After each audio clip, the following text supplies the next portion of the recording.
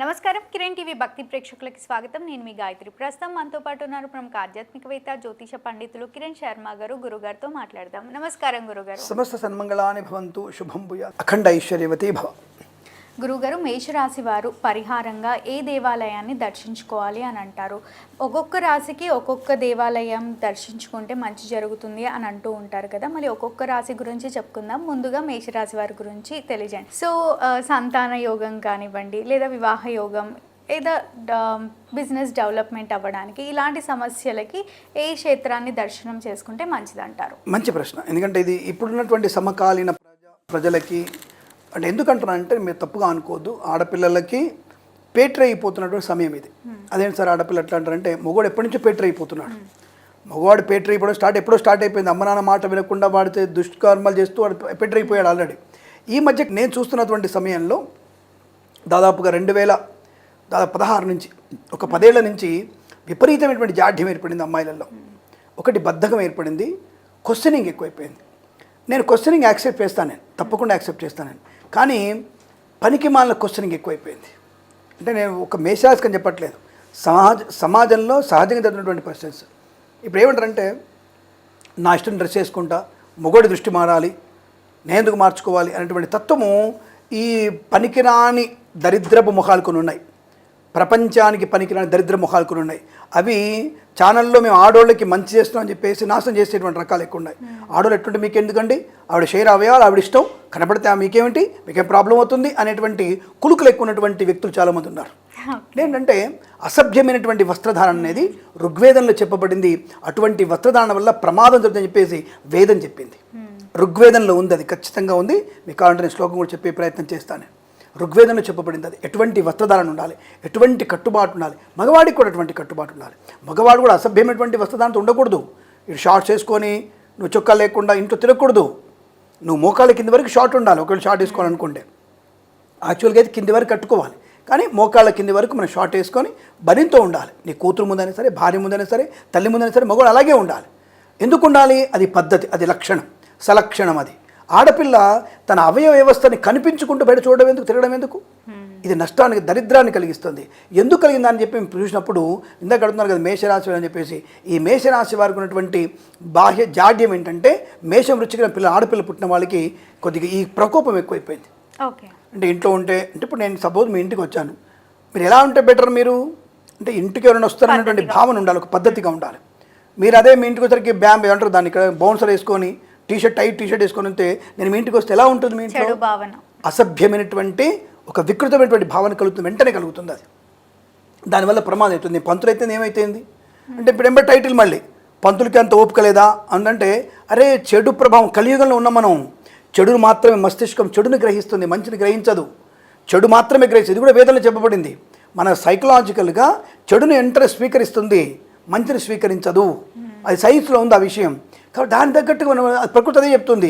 ప్రకృతి భయంకరమైనది, ప్రకృతి అత్యంత అనుకూలతను కలిగిస్తుంది. రెండు దాంట్లో. భయంకరం అంటే ఒక్కసారి నీకు భూకంపం వస్తే ఎలా ఉంటుంది? బతకడానికి మార్గం కూడా లేదు. ఒకేసారి ఉప్పని వస్తే బతకడానికి మార్గం లేదు. అదే మంచిగా ఉంటే ఆ భూమి ప్రకృతి అందము, గుడిసెలు, మంచి కోటలు, గుళ్ళు, గోపురాలు, చర్చిలు, మసీదులు ఎంత అందంగా కనబడుతుంది. ఒకసారి భూకంపం వస్తే అందరి లోపలే ఒక్కడు కూడా కనపడాడు. అటువంటి ప్రళయానికి కూడా కారణమే. అదే తత్వం ఉన్నటువంటి రాశులు మేషరాశి అండ్ వృశ్చిక రాశి. ఈ రెండు రాశుల వారికి ఇప్పుడు అందాక అడిగినట్టుగా ఒక రాశికి అవసరం లేదు. మేషాన్ని కలుపుకోవచ్చు, వృశ్చికాన్ని కలుపుకోవచ్చు. వృశ్చికం జలరాశి అయినా కొంత తత్వం మేషరాశికి ఈక్వాలిటీగా ఉంటారు, రెండు కూడా అలాంటి తత్వంతో ఉంటుంది. రెండోది, ఈ మధ్య కాలంలో మేషరాశి వారికి, వృశ్చిక రాశి వారికి, కుంభరాశి వారికి కూడా సంతాన ప్రాబ్లం ఎక్కువ ఉంది. ఈ మూడు రాశుల వారికి, మేషం, వృశ్చికం, కుంభం, మరొక రాశి కూడా ఉంది కన్యరాశి వారికి. ఈ 4 రాశుల వారికి ఈ మధ్యకాలంలో వివాహానికి ఆటంకాలు ఎక్కువ ఏర్పడుతున్నాయి, సంతానానికి ఆటంకాలు ఎక్కువ ఏర్పడుతున్నాయి వారికి ఈ మధ్యకాలంలో. ఎందుకని పరిశోధించినప్పుడు రాహు కేతువుల యొక్క ప్రభావము, ఈ కాలసర్పదోషంలో పుట్టడము, ఇవన్నీ కూడా జరగడం వల్ల వీరికి సంతాన దోషం ఎక్కువ ఏర్పడుతోంది. కాబట్టి ఈ యొక్క మేషరాశి వారికి అనేక రకాల అనుకూలతలు పొందడానికి, వివాహ యోగ్యత పొందుకోవడానికి ఏ దేవుడిని మనం పూజిస్తే మంచిది అనే భావన ఉంది. ముఖ్యంగా చెప్తున్నాను, వీరికి అధిదేవత అంటే వృశ్చిక రాశికి అండ్ మేషరాశి రెండింటి కూడా. మేషరాశి వారికి మీరు ఎక్కువ అడిగారు. మేషరాశి వారికి సుబ్రహ్మణ్య స్వామి ఆరాధన మంచిది. అద్భుతమైనటువంటి షణ్ముఖుడి యొక్క ఆరాధన చేయడం వల్ల బాగుంటుంది. రెండవది ఇమ్మీడియట్గా చేయాల్సింది లక్ష్మీ నృసింహస్వామి. థర్డ్ ప్రియారిటీలో అమ్మవారిని. అంటే ఈ 3 శక్తి స్వరూపాలు, శక్తి కలిగినటువంటి స్వరూపాలు, ఈ శక్తి దేవతల్ని పూజించాలి వీళ్ళు ఎక్కువగా. ఇది వెరీ ఇంపార్టెంట్. ఇక్కడ షణ్ముఖుడి యొక్క దేవత ఆరాధన చేయడం, అంటే సుబ్రహ్మణ్య స్వామి ఆరాధన చేసుకోవడం, సర్పాలకి పూజ చేసుకోవడం, రాహుకేతులకు పూజ చేసుకోవడం వల్ల తప్పకుండా వీరికి అనుకూలవంతమైన శుభయోగం కలుగుతుంది. తప్పకుండా మనకి షణ్ముఖ దేవాలయాలు తమిళనాడులో ఉన్నాయి, 6 దేవాలయాలు ఉన్నాయి. తిరుత్తణి అని, కాలడి అని, ఇలా మనకి 6 దేవాలయాలు ఉన్నాయి. 6 దేవాలయాల సందర్శన చేసిన వారికి ఈ సుబ్రహ్మణ్య స్వామి అనుగ్రహం, మేషరాశి వారికి, వృశ్చిక రాశి వారికి అద్భుతమైనటువంటి స్థైర్యము, ధైర్యం. రెండోది 2 రాశుల వారు మితిమినటువంటి తెలివి గలవాళ్ళు. సో వెరీ వెరీ పర్ఫెక్ట్గా ఉంటారు వీళ్ళు.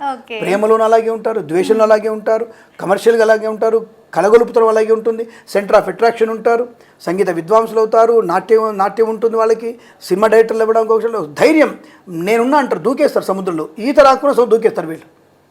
నిజంగా ఇది టు బి హానెస్ట్ చెప్తున్నాను నేను. దీనికి ఒక ఉదాహరణ, తప్పకుండా నాకు తెలిసినటువంటి ఒక పిల్లవాడు, చిన్న పిల్లవాడు, తన వయసు వచ్చేసి 3 ఏళ్ల వయసు, తన వయసు 3 ఏళ్ల వయసు. వాళ్ళ తాతయ్య గారు ఎక్కడ జరిగింది సంఘటన అంటే మహబూబ్నగర్ జిల్లా దగ్గర పూమాలపల్లి అనే ఊరుంది, కేశంపేట దగ్గర. పూమాలపల్లి ఊళ్ళో ఒక ఆయనకి, ఒక బ్రాహ్మణ కుటుంబంలో ఒక ఆయనకి మనవడు పుడితే బావి దగ్గర పొలం పని చేస్తున్నప్పుడు 4 ఏళ్ళ 3 ఏళ్ల వయసు ఉన్నప్పుడు ఆ పిల్లవాడు ఈ తాత అన్నట్టుగా, తాత దూకుతావరా అన్నాడట. మీ నమ్మరు, ఆ 3 ఏళ్ల పిల్లవాడు బావిలో దూకేశాడు. ఆ పిల్లాడి వృశ్చిక రాశి. అంటే వెనక ముందు ఆలోచించాడు, కాన్ఫిడెన్స్. సరే వెంటనే పక్కనోడు దూకారు, ఏదో సచ్చర బాపనోడు అని చెప్పేసి గబ్బగా దూకారు, పిల్లని తీసుకొచ్చారు. ఏం కాదు, వాడు హ్యాపీగా ఉన్నాడు, మళ్ళీ వాడికి నీళ్ళు మింగలేదు. అంటే అటువంటి చిన్నప్పుడే అటువంటి మానసిక స్థైర్యం ఉంటుంది వాళ్ళకి, అంటే కాన్ఫిడెన్స్ లెవెల్స్ బాగా ఉంటాయి. ఈ మేషరాశి, వృశ్చిక రాశి వారికి, అట్ ద సేమ్ మకర రాశి వారికి కూడా ఇలాంటి కాన్ఫిడెన్స్ ఎక్కువ ఉంటుంది. కాబట్టి ఈ యొక్క సుబ్రహ్మణ్య స్వామి తత్వం అలాంటిదే. ఈయన ఆయన నెమలు ఎక్కి టగడగా వెళ్ళిపోయి టగడగా దిగి వచ్చేసాడు. ఆలోచన ఉండదు. ఈ ఆలోచన కలగడానికి, జాగ్రత్త పడడానికి సుబ్రహ్మణ్య స్వామి పూజ, ఆయన నీలాగా ఆవేశపడకుండా మమ్మల్ని కాపాడుతుంటారని చెప్తే ఆయన అన్నగారితో కొద్దిగా మంత్రాలు జరిపి మన కార్యసిద్ధి కలిగించే అవకాశం ఎక్కువగా ఉంటుంది. ఈ సమయంలో మీరు తప్పకుండా ఈ సుబ్రహ్మణ్య క్షేత్రాలు దర్శించడం అనేది చాలా ఇంపార్టెంట్. భాగ్యనగరంలో మనకి స్కందగిరి దేవాలయం ఉంది, భాగ్యనగరంలో వారికి స్కందగిరి ఉంది. అలాగే ఆంధ్రాలో మోపిదేవి ఉంది మనకి. అలాగే మనకి తెలంగాణలో లక్ష్మీనరసింహస్వామి యాదగిరిగుట్ట ఉన్నాడు.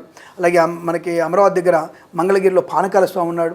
ఇలా మనకి లక్ష్మీనరసింహ దేవాలయం. అలాగే బెజవాడలో దుర్గమ్మ దర్శనం చేసుకోవడం, ఇక్కడికి వచ్చరికి జోగులాంబ అమ్మవారిని తెలంగాణలో దర్శనం చేసుకోవడం వల్ల, అంటే ఇవన్నీ కూడా ఈ మేషరాశి వారికి అనుకూలవంతమైన శక్తిని కంట్రోల్ చేసేటువంటి శక్తి కలిగిస్తాయి. ఆల్రెడీ శక్తి కదండి, మీరే చెప్తున్నారు, కాన్ఫిడెంట్, హై లెవెల్ టెంపర్మెంట్ మీరే చెప్తున్నారు. మళ్ళీ ఈ శక్తి దేవతల్ని పూజిస్తే ఆయన కష్టం కదా అంటే, ఆ శక్తి దేవతలందరూ వీడిని కంట్రోల్ చేస్తారు. ఒరే నువ్వు మాలా కాదరా, మమ్మల్ని దృష్టిలో పెట్టుకోకు, మేము దేవుళ్ళం, నువ్వు కంట్రోల్లో ఉండని చెప్పేసి వీడిని కంట్రోల్లో పెట్టగలంటే ఈ అమ్మాయిని కానీ అబ్బాయిని కానీ కంట్రోల్ పెట్టగలిగే అవకాశం ఉంటుంది. రెండవది మేషరాశి వారికి, వృశ్చిక రాశి వారికి, మకర రాశి వారికి, ధనుస్సు, మీనరాశి వారికి, సింహరాశి వారికి కుజదోషం ఉండదు. ఒకరికైనా కుజదోషం ఉన్న వాళ్ళు కూడా ఈ సుబ్రహ్మణ్య స్వామి క్షేత్రాలు దర్శనం చేయడం వల్ల ప్రయోజనం ఉంటుంది. అలాగే అంటే ఒక రకంగా ఇది కొంత ఆశ్చర్యం కలిగించే అవకాశం ఉంటుందేమో. నేను అంటే చెప్తే సాలే సోద్యం ఎక్కువ అనుకుంటారేమో. నేను ఎక్స్పీరియన్స్ చెప్తాను కొంతవరకు ఇలా చేస్తే మంచిదని.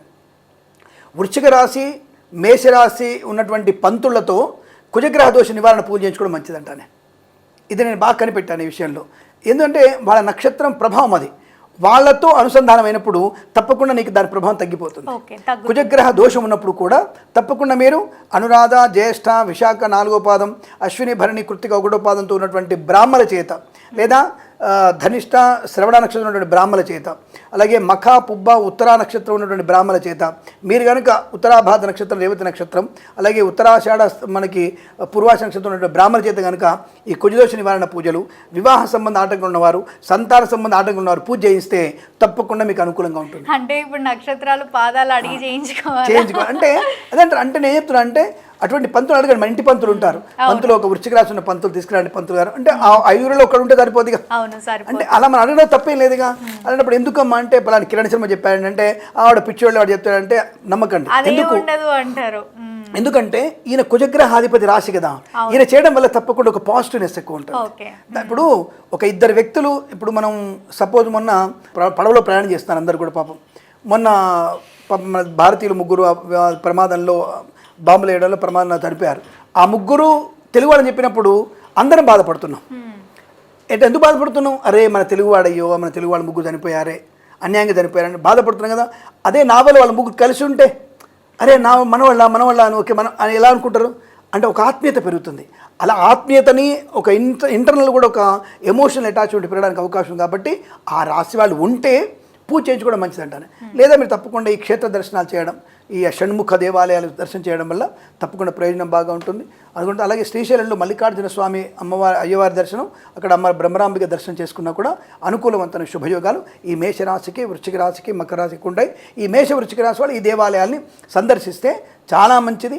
ధైర్యము, స్థైర్యము, ఆరోగ్యం. రెండోది వీళ్ళంత ఆరోగ్యంతో ఎవరు ఉండరు. ఈ 12 రాశులలో ఈ మేష వృశ్చిక రాశి వాళ్ళంత ఆరోగ్యం ఎవరు ఉండరు, అంత ఆరోగ్యంగా ఉంటారు. అందులో వృశ్చిక రాశి వాళ్ళకి 93 అబోవ్ ఆయుష్ ఉంటుంది. తప్పకుండా గురుగారు, మేషరాశి వారు ఏ దేవాలయాన్ని, ఏ దేవుణ్ణి ఆరాధిస్తే మంచి జరుగుతుంది వాళ్ళ లైఫ్ అని ఎంతో చక్కగా తెలియజేసినందుకు ధన్యవాదాలు. శుభమస్తు. సుబ్రహ్మణ్య స్వామి అనుగ్రహ ప్రసాద సిద్ధిరస్తు. నమస్కారం. కళ్యాణమస్తు.